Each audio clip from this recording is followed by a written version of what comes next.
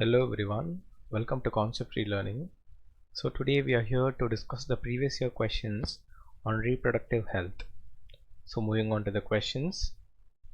The first question is the function of copper ions in copper releasing IUDs, that is intrauterine device, is they inhibit gametogenesis, they make uterus unsuitable for implantation, they inhibit ovulation, they suppress sperm mobility and fertilizing capacity of sperms. So intrauterine devices, those which are placed inside the uterus and also release copper ions. So like they release copper and they are placed inside the uterus. So what is the function of these intrauterine devices? So let's look at the solution. So this is the picture of a intrauterine device which is being placed inside the uterus of a female.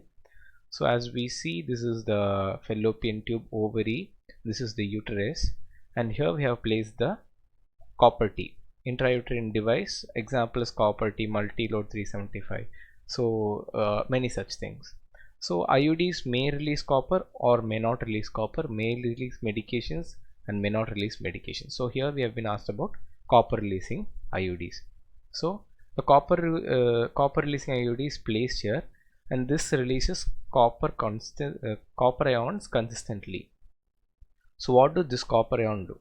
So like during intercourse, so there is transport of sperm here, transfer of sperm from the vagina to the cervix and into the uterine cavity.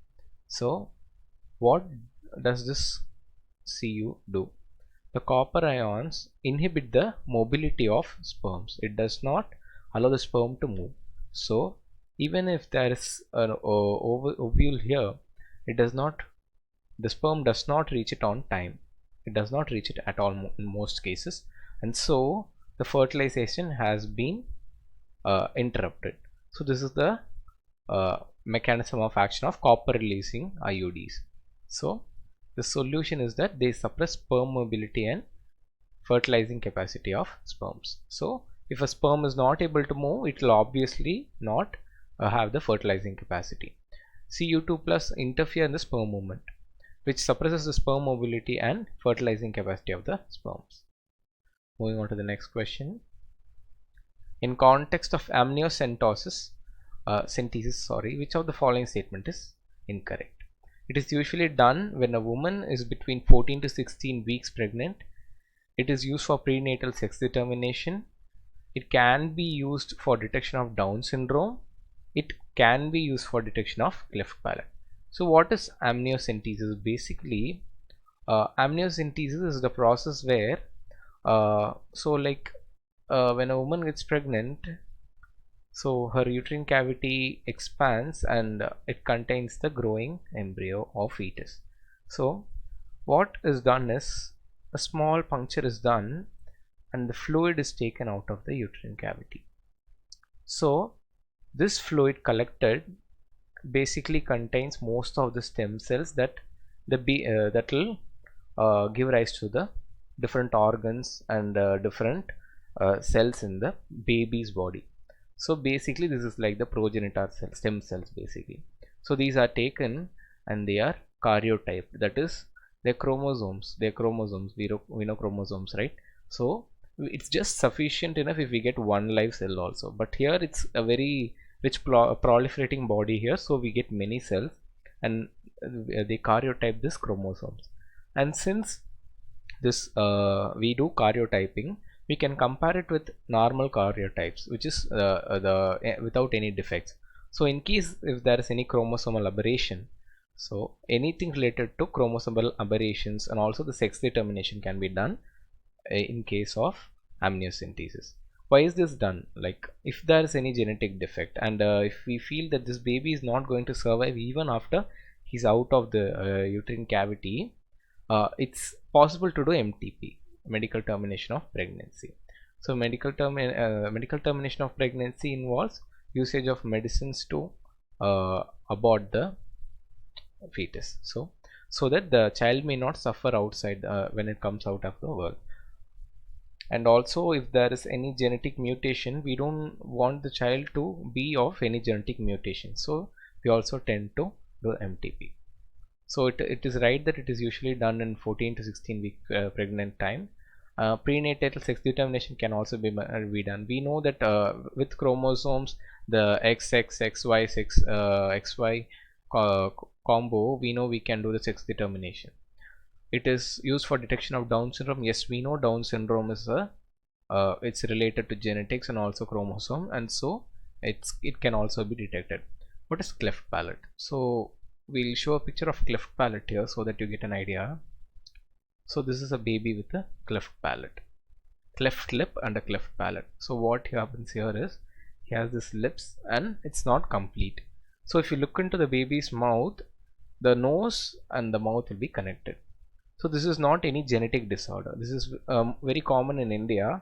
This is not a genetic disorder. What happens is during development, so imagine there are two, like the upper palate is formed by two such prominences, and here it is sealed by some cells. Later it should be replaced by some stronger cells. If not, what will happen? This will dissolve, and when the baby is born, so these two slices of tissue will not join. So obviously there is this opening. So this is not a genetic defect. So it cannot be found. So the solution is it can be used for detection of cleft palate is wrong. Amniocentesis, also referred to as amniotic fluid test or AFTs, is medical procedure used in prenatal diagnosis of chromosomal abnormalities, fetal infection, and also used for sex determination. So this can also be misused, in which small amount of amniotic fluid which contains fetal cells is collected from the amniotic sac. Cleft palate is only a developmental abnormality which can be detected by sonograph, which is use of sound to visualize the fetus. So moving on to the next question. Which of the following approaches does not give the defined action of the contraceptive? So here we have been given the option: barrier methods prevent fertilization, intrauterine device increase phagocytosis of sperms, suppresses sperm mobility, fertilizing capacity of sperms. Hormonal contraceptives prevent, retard the entry of sperms, prevent ovulation, fertilization.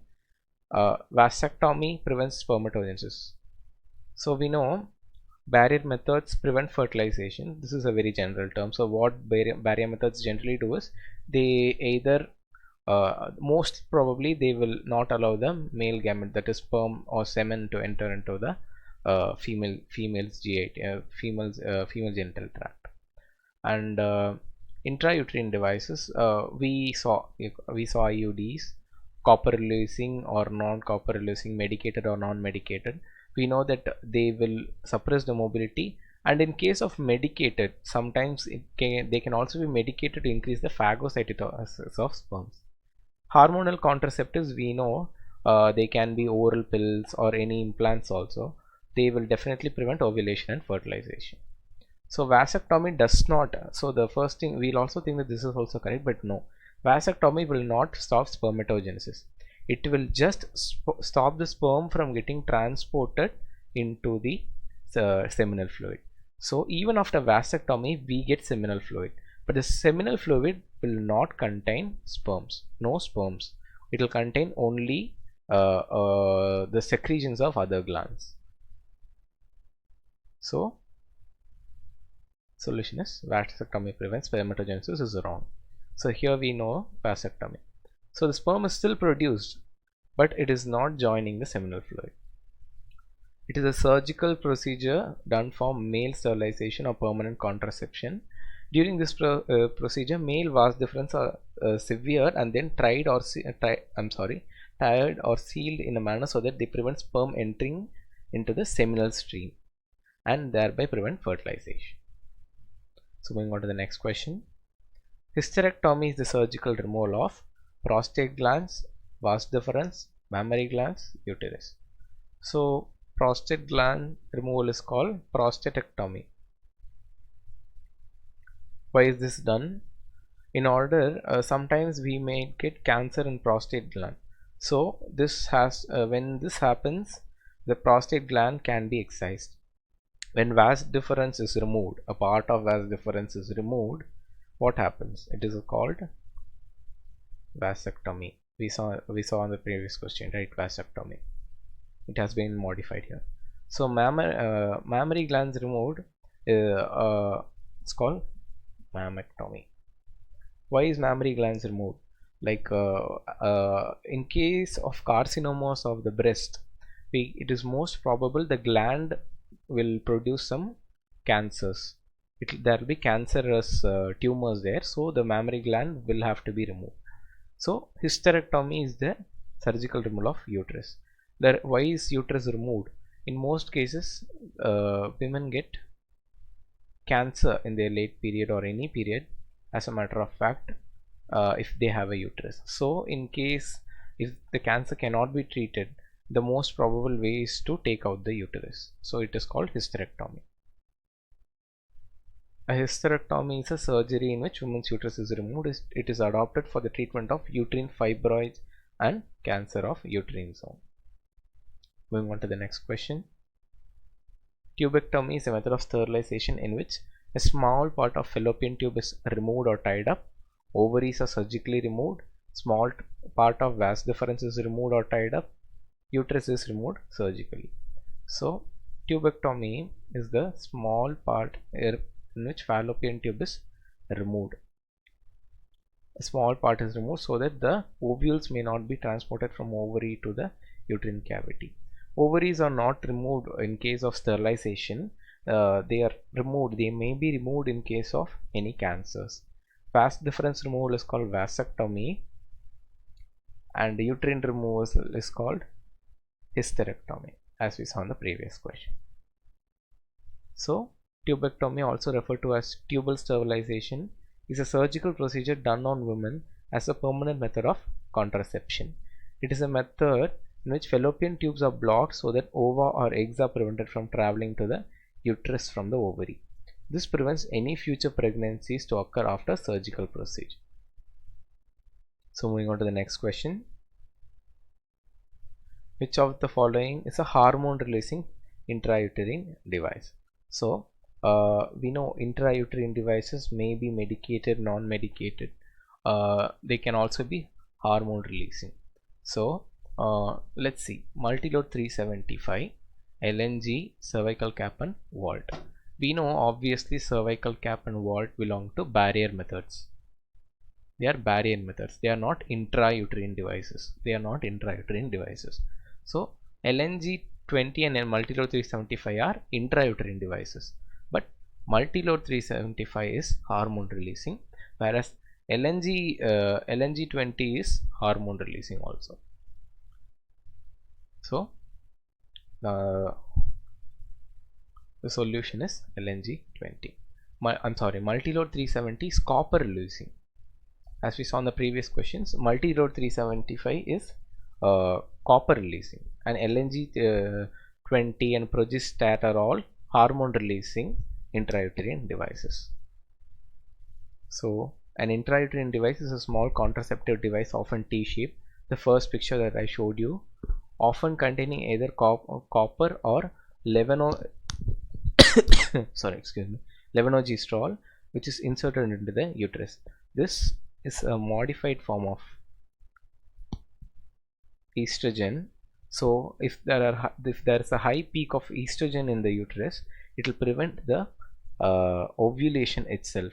So estrogen in a modified form, this is a long acting estrogen instead of the natural estrogen, which is very short acting. This is long acting.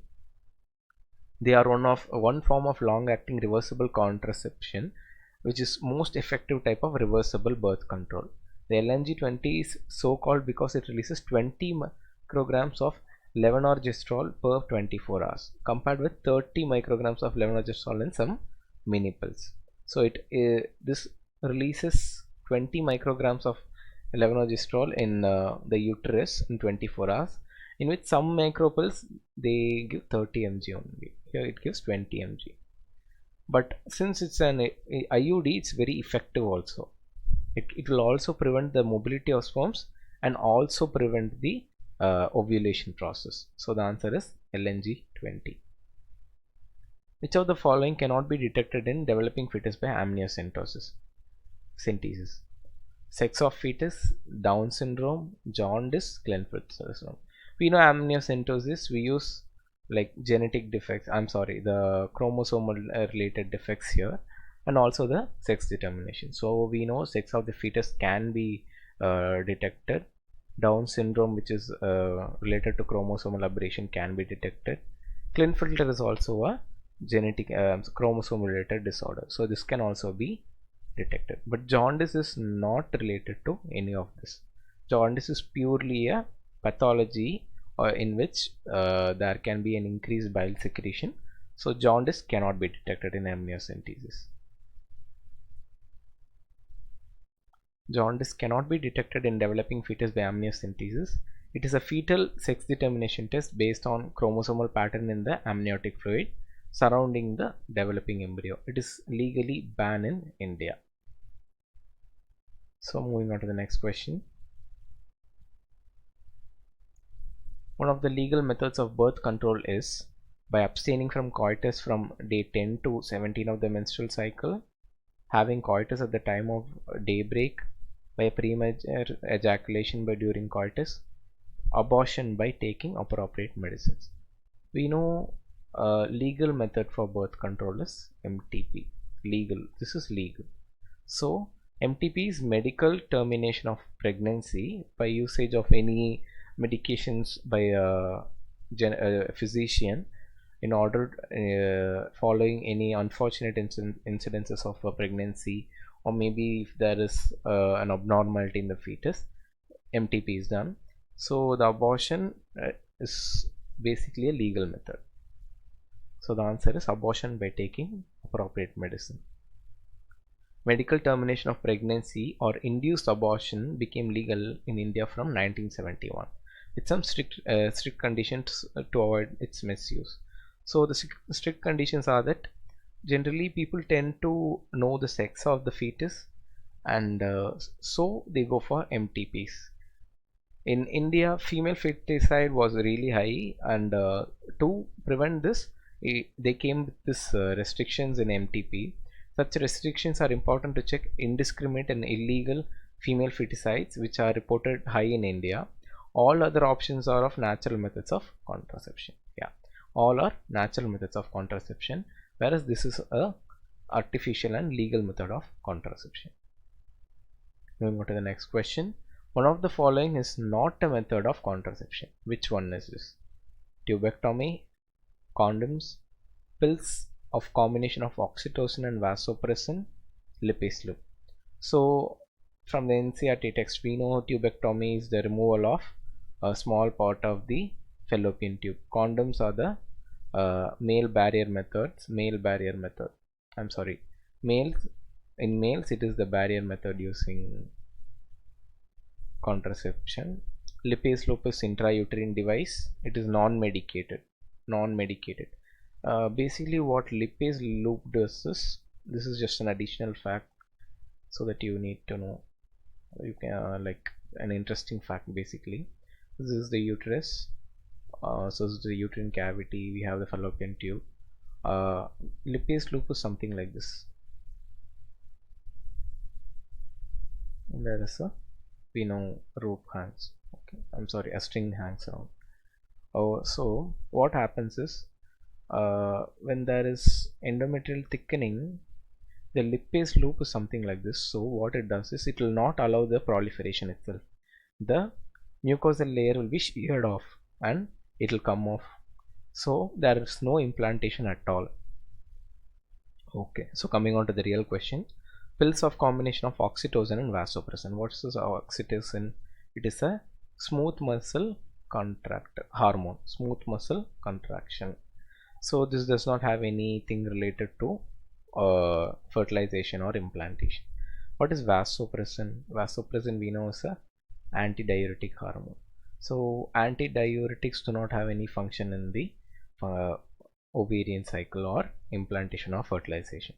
So pills of combination of oxytocin and vasopressin will have no effect on fertilization. So oxytocin is a birth hormone. So this has a birth cycle. So initiation of this birth reflex is done by oxytocin. So if there is strong release of oxytocin, the endometrium starts contracting vigorously because it is made of smooth muscles, right? So it will contract vigorously and it will try to push out the baby of our body and stimulates the contraction. Vasopressin acts mainly at the kidney and stimulates resorption of water and electrolytes and reduces loss of water through urine. Hence it is also called antidiuretic hormone. So moving on to the next question. What is the figure given below showing in the particular? So options given are ovarian cancer, uterine cancer, tubectomy, vasectomy. So it's a pretty simple question. We know this is the uterine cavity. So because the fallopian tube has been elongated, we should not get confused as to maybe this is a vasectomy. No, we have the ovaries here and the attaching ligaments here. We have the fimbriae here. So make sure that you look after all these features. And so this is tubectomy. The figure shows tubectomy. This is a surgical method done to prevent pregnancy in women. In tubectomy, small part of fallopian tube is removed or tied up through a cut in abdomen or through vagina. It is very effective, but reversibility is very poor. So you cannot it is not very reversible. Next question: which one of the following is most widely accepted method of contraception in India? Cervical cap, tubectomy, diaphragm, intrauterine device. So as in India, intrauterine devices are very effective. Like they have been found to have high reach. Why not cervical caps, tubectomy, diaphragms? Cervical caps and diaphragms, they seem to be pretty embarrassing for those who use it. And tubectomy is a surgical process, and we know people do not prefer surgeries, and mostly they just was intrauterine device. This is very easily removable and it can also be placed in very few moments time by a trained physician or even by a nurse. So the intrauterine device have found to be very effective. So intrauterine device is a method of contraception in India. The IUD is inserted in woman's uterus through cervix. Copper ions released from copper releasing intrauterine devices make uterus unsuitable for implantation, increase phagocytosis of sperms, suppress sperm mobility, prevent ovulation. We know copper ions decrease the sperm mobility or motility. Phagocytosis of sperms can be done by adding some medication to it. Preventing ovulation can also be adding some hormones to it. Implantation ovulation can be prevented by adding some hormones to the intrauterine device.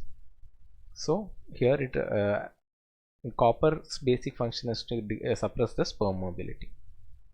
C ions released by copper releasing intrauterine devices suppress the sperm mobility. Intrauterine devices are inserted by doctors in uterus through vagina. They are available as non-medicated IUDs, copper releasing IUDs and hormone releasing IUDs. Non-medicated is lipase loop, copper is multi-load 375, hormone releasing is LNG20. So given below are 4 methods and their mode of action in achieving the contraception. Select their correct matching from the 4 options that are given below. So let's not look at the options. So we'll basically start the match. The pill, condom, vasectomy and copper T have been given. Prevents sperms reaching the cervix, prevents implantation, prevents ovulation, semen contains no sperms. Okay, the pill. What does the pill do? The pill basically contains, it is acting through hormones, so it can prevent ovulation. What does the condom do? Condom prevents the sperm reaching the cervix. What does vasectomy do? Vasectomy, sperm will not reach the semen, so semen contains no sperm. What does copper T do? Copper T will prevent implantation. So the solution is given below. Let's read the solution. The pill prevents ovulation. The condom prevents sperms from reaching the cervix. Vasectomy, semen contains no sperms at all. Copper T prevents the implantation. So this is the correct match. Copper T is a device that prevents implantation of blastocyst ovulation, fertilization, egg maturation. So copper T is a device which basically prevents fertilization, but the most apt answer would be implantation of blastocyst. Implantation. So what copper T does is it will not allow the, even if the fertilization has occurred, it will not allow the implantation. Ovulation can be prevented by hormone releasing copper Ts. So here they have basically asked for copper Ts. In general, ovulation is done through hormones only. Fertilization can or cannot be prevented by copper T. The basic principle of copper T is to prevent implantation. Egg maturation is also not done by copper Ts. It is done by hormone releasing pills or some estrogens or progesterones. Okay. So the basic function here of copper T is to prevent the implantation of blastocyst. Copper T is an intrauterine device which prevents the fertilized egg becoming implanted in the wall of the womb. In case of couple where the male gamete is having very low sperm count, which technique will be suitable for fertilization? Gamete intracytoplasmic fallopian transfer, which is a gift, artificial insemination, intracytoplasmic sperm injection, intrauterine transfer. So here the case is there is very low sperm count.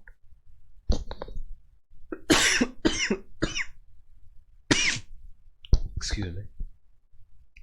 So the sperm count is very less. So the female does not have any problem. Like there is no proper problem with the female. So here the sperm count is only less. Gamete intracytoplasmic fallopian transfer happens when there is no proper mobility of the gamete. But here the gamete itself is low in count as with the male gamete. So what we do is we directly inject the sperm into the uterus. So here the female is absolutely normal. She'll have all the cycles correct, though implantation, the ovulation will take place right. So here the sperm is only deficit. So the sperm has to be injected into the uterus. Only if there is a fault with both the gametes, gift or intracytoplasmic sperm injection can be done. Even intrauterine transfer is also done when there is a fault in case of the female's gamete or in case of mobility of the ovule to reach the fallopian tube or something. So artificial insemination is done when there is low sperm count. Infertility cases due to inability of male partner to inseminate the female or due to very low sperm count in the ejaculates could be corrected by using artificial insemination technique. In this procedure, semen is injected directly into the vagina or uterus. So the answer is artificial insemination. Thank you for watching the video.